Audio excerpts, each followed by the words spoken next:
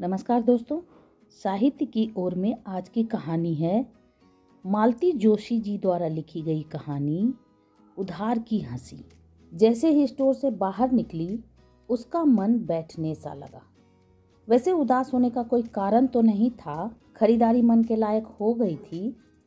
उसके थैले में खूबसूरत शर्ट पीस था, वह लाला की दुकान में ही मिल गया था। नवीन पर रंग कितना खिलेगा यह सोच सोच कर ही वह पुलकित हो गई थी। पर कपड़ों की उस रंग बिरंगी माया नगरी से बाहर निकलते ही यथार्थ उसके सामने मुंह चिढ़ाता सा खड़ा हो गया। इस कपड़े को लेकर उसे किन किन तूफानों से गुजरना होगा, इसका एहसास होते ही वह पछतावे में डूब गई। सच, इतना ताव नहीं खाना चाहिए था उसे। कहा सुनी तो घरों में होती ही रहती है। इस बार फिर जन्मदिन को लेकर चकचक हो गई थी।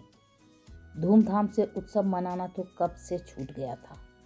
फिर भी उन लोगों ने नियम सा बना लिया था कि तीज त्योहार चाहे छूट जाएं, पर बच्चों को वर्षगांठ पर जरूर एक जोड़े कपड़े बनवा कर देंगे।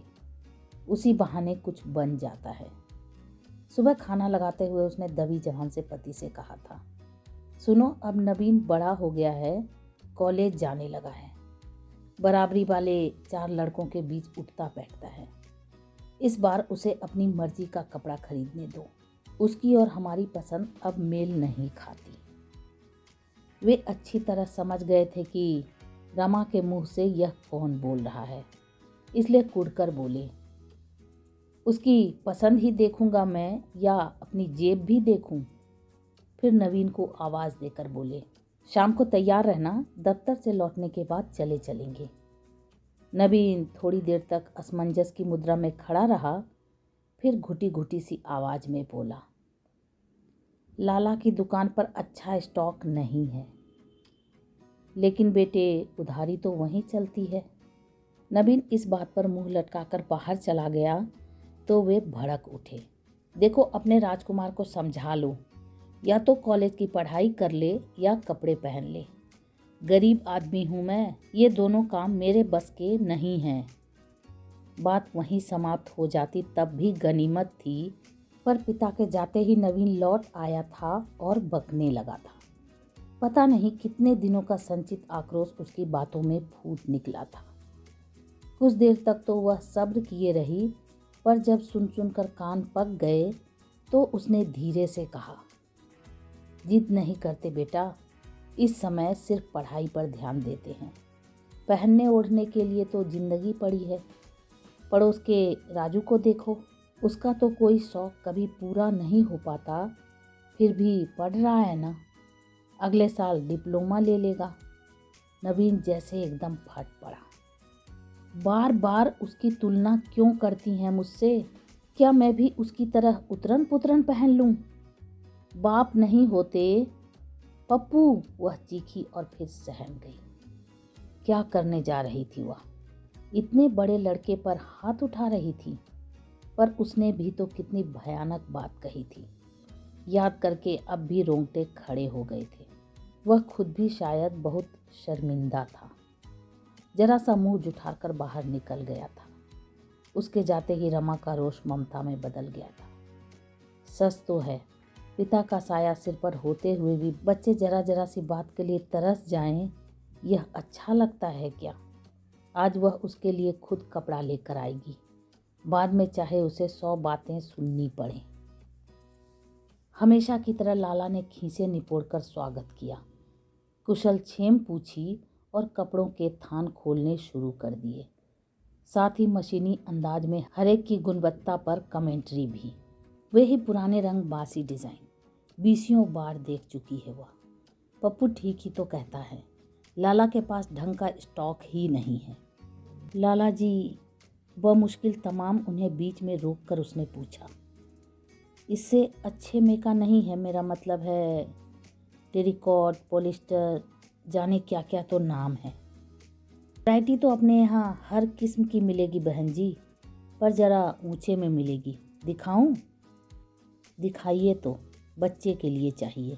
अपना पप्पू अब कॉलेज में पहुंच गया है ना, उसने सूचना दी। वात्सल्य के आवेग में उसे यह भी याद नहीं रहा कि नवीन को पप्पू नाम बिल्कुल पसंद नहीं है और घर में तो यह शब्द वर्जित ही हो चुका है। अपनी भारी भरकम काया को समेटते हुए लालाजी उठे और कुछ बंडल निकाल लाए। बड़े घाघ होते हैं ये लोग, उसने सोचा। ऊपर से सौजन्य बिखेरते रहेंगे, पर ग्राहक की औकात का खूब अंदाजा होता है इन्हें। उतनी ही मेहनत करेंगे, उधारी वालों को तो पता नहीं क्या समझते हैं। उसके सामने फिर कपड़ों का अंबार लग गया था। 25 रुपये मीटर से सब शुरू हो रहे थे। उसने किसी तरह मन पक्का किया, हल्के नीले रंग पर गहरे नीले रंग के फूलों का एक डिजाइन पसंद किया और खाते में 90 रुपये लिखवाकर उठ आई। खुश हो जाएगा लड़का, किसी अच्छे दर्जी के यहाँ ही सिलवाएगी इसे। हमेशा वाला दर्जी तो इसका सत्यानाश कर देगा। सिलाई कम लेता है तो क्या, काम भी तो उसी गत का करता है। बच्चा एक बार पहनकर खुश हो लेगा, तभी उसके पिताजी के कान में बात डालेगी। जानती है बहुत नाराज होंगे, पर इससे क्या, बच्चे का मन तो रह जाएगा। स्टॉप पर आकर देखा, बस एकदम तैयार खड़ी थी। उसने चैन की सांस ली और चढ़ गई। रोज की तरह ही वह ठसाठस भरी थी और उतनी सर्दी में भी उसे पसीना छूट गया था। कंडक्टर का कहीं पता न था। लोगों की बातों से मालूम हुआ कि ड्राइवर भी सीट पर नहीं है। इंजन घरघराता छोड़कर उतर गया है। भीड़ इतनी थी कि खुद उसे कुछ भी नजर नहीं आ रहा था। सवारियों में अधिकतर लड़के ही थे जो शायद कॉलेज से लौट रहे थे। इन कॉलेजों की भी अजीब माया है, जब देखो तब छुट्टी हो जाती है। पप्पू हर दिन घर लौटकर बताता है, आज जीटी हो गई। गुड़िया बेचारी कई दिन यही समझती रही कि अंग्रेजी में छुट्टी को जीटी बोलते हैं। और झूठ क्यों बोले, वह खुद भी तो बहुत अरसे तक ऐसा ही कुछ सोचती रही थी। उसने एक बार पूछा भी था, क्यों रे, ये जो रोज रोज तुम्हारी जीटी हो जाती है, तो पढ़ाई कब होती है? पढ़ाई कोई कॉलेज में थोड़ी होती है, सब ट्यूशन से पढ़ते हैं। तुम भी सोच लो बेटे कुछ, नहीं तो साल बर्बाद हो जाएगा, उसने मन ही मन बजट को तौलते हुए कहा। 11वीं के लिए आखिरी 3 महीने ट्यूशन लगवाया था, तब घर डामाडोल हो गया था। अपन क्या पढ़ेंगे माँ, नबीन ने सारी दुविधा समाप्त करते हुए कहा था। जानती हो, एक विषय के 100 रुपये लगते हैं। 100? उसकी आंखें फटी की फटी रह गई। 100 तो सिर्फ पढ़ाने भर के होते हैं, नबीन ने माँ पर तरस खाते हुए कहा। 200 दें तो पेपर आउट हो जाता है, 250 वाले तो पास कराने का जिम्मा भी ले लेते हैं। यानी कि एकदम सौदेबाजी है, उसने अस्फुट स्वर में कहा और चुप हो गई। यहाँ तो कॉलेज की फीस ही भारी पड़ती है। लोग ट्यूशन कैसे लगवाते होंगे, और न लगवाए तो बेचारे करे क्या। बच्चों का भविष्य भी तो देखना होता है। लड़के बेसब्री में बस को बुरी तरह पीट रहे थे। वे एक सिरे से दूसरे सिरे तक छाए हुए थे और वहीं से ऊंची आवाज में बातें कर रहे थे। बातें क्या, बस फिक्रेबाजी हो रही थी। उनकी लपेट में नेता, अभिनेता, लड़कियां, प्रोफेसर सभी आ रहे थे। दूसरी सवारियां असहाय मुद्रा में इस लफाबाजी को झेल रही थी, उब रही थी, कुढ़ रही थी। क्लास में तो बच्चों के गले से आवाज नहीं निकलती, घर पर देखो कैसे पटर पटर बोलता है। एक आवाज उभरी, घर पर भी नहीं बोलेगा तो तुम गर्दन नहीं मरोड़ दोगे उसकी? गिनकर रखवा लेता है हर महीने, उसका भी लिहाज नहीं करेगा क्या? यह आवाज उसे जानी पहचानी सी लगी। उसने पंजों के बल उझक कर देखा, उसका अंदाज ठीक ही था। वह पड़ोस की मिश्रानी काकी का राजू ही था। सभापति किसी शान से बोनट पर बैठा हुआ था। उसका सतरंगा स्वेटर अलग से ही चमक रहा था। राजू की शक्ल ना भी दिखाई देती तो भी वह उसे पहचान लेती। ऐसा स्वेटर हर कोई नहीं पहन सकता। वह कोई देसी स्वेटर थोड़े ही है, ठेठ इंग्लैंड से आया है। उसे डर हुआ, राजू ने कहीं उसे देख न लिया हो। यहाँ नहीं भी देखा हो तो स्टॉप पर उतरते समय तो भेंट हो ही जाएगी। बेचारा लड़का संकोच में डूब जाएगा। यहाँ अपने हम उम्र दोस्तों के साथ हंस बोल रहा है, कुछ उल्टा सीधा मुंह से निकल ही जाता है। वह सामने पड़ जाएगी तो पानी पानी हो जाएगा। कंडक्टर दरवाजे में खड़े होकर सीटी बजाने को ही था कि वह भीड़ में से रास्ता बनाती हुई उतर गई। क्यों? उसने पूछा। कुछ नहीं, बहुत भीड़ है, अगली बस से आ जाएंगे। कंडक्टर ने एक कुटिल मुस्कान के साथ उसे टैक्सी करने की सलाह दी और जोर से सीटी मार दी। बस मंथर गति से चल पड़ी और रमा उसे ललचाई दृष्टि से देखती रही। दूसरी बस अब पता नहीं कब आएगी, उसने थके मन से कहा और वहीं पत्थर की बेंच पर बैठकर सुस्ताने लगी। बस की हड़बौंग के बाद सड़क का यह शोर कितना शांत लग रहा था। वहाँ तो मेरे कान फोड़ डाल रहे थे, उसने सोचा। एक बार फिर उसकी आंखों में राजू का चेहरा घूम गया। घर पर कैसा घुन्ना सा बना रहता है और अभी कैसे छत फोड़ ठहाके लगा रहा था और स्मार्ट भी कितना लग रहा था। लोग झूठ थोड़े ही कहते हैं। 1 नूर आदमी 10 नूर कपड़ा। आजकल तो कपड़े से ही पर्सनैलिटी बनती है। उसने कल्पना में नवीन को वह प्यारी सी शर्ट पहनाकर देखी और निहाल हो गई। अगले साल सर्दियों में थोड़ा हाथ खुला रहा तो वह भी नवीन के लिए इसी तरह का स्वेटर बुन देगी। कोई बहुत मुश्किल थोड़े ही है, बस रंगों की जमावट भर ठीक होनी चाहिए। स्वेटर सचमुच बहुत शानदार था। परसों ही राजू पहली बार पहनकर निकला तो उससे रहा नहीं गया था। लपक कर पूछ ही लिया, बहुत प्यारा स्वेटर है राजू, किसने बनाया या रेडीमेड है? राजू ने जैसे सुना ही नहीं और वह चुपचाप चला गया था।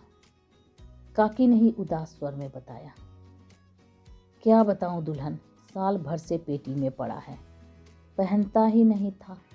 आज पता नहीं कैसे मन हो आया। क्यों? कहता है किसी की उतरन नहीं पहनूंगा। बंगले से मिला है?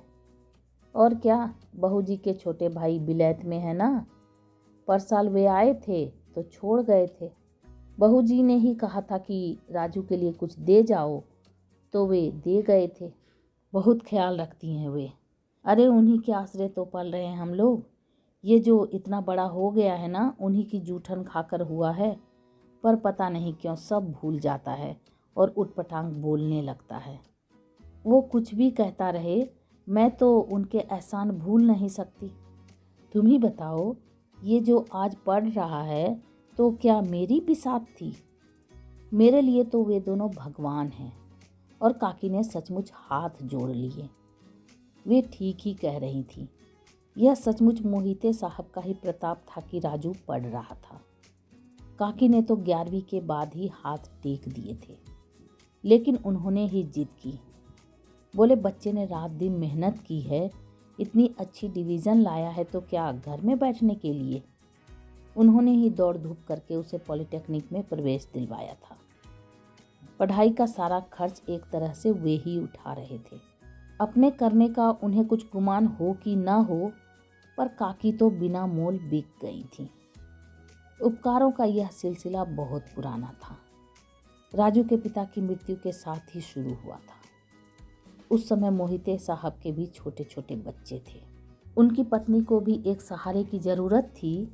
एक बार छुट्टी से लौटते हुए वे गांव से काकी को ले आए और बंगले से लगे सर्वेंट क्वार्टर में टिका दिया। नौकरी करने ही आई थी काकी, पर उस घर में उन्हें हमेशा बड़े बूढ़े का सम्मान ही प्राप्त हुआ। राजू पर तो वे विशेष कृपावान थे। उसकी मेधावी बुद्धि को लक्ष्य कर उन्होंने पढ़ने के लिए प्रोत्साहन दिया।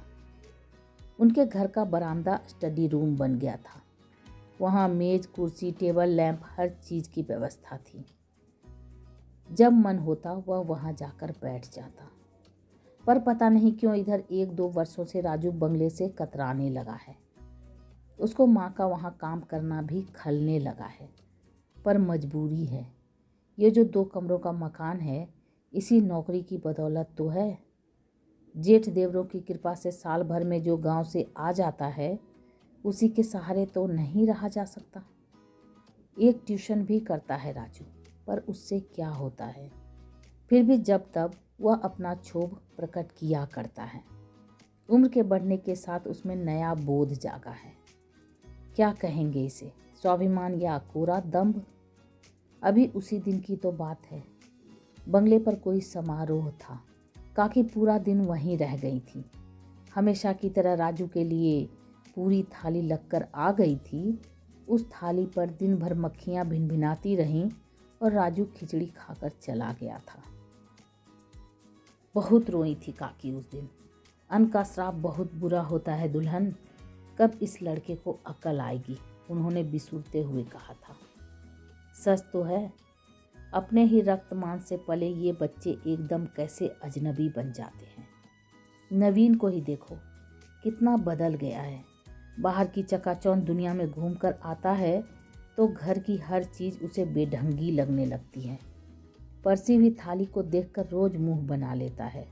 वह हताश हो जाती है। सारे किए कराए पर पानी फिर जाता है। अब अपने लाडले के लिए वह रोज पूरी पकवान कहाँ से लाए। नल से एक बाल्टी पानी लाना पड़े तो उसका मुंह फूल जाता है। आटा पिसाना तो उसने जैसे छोड़ ही दिया है।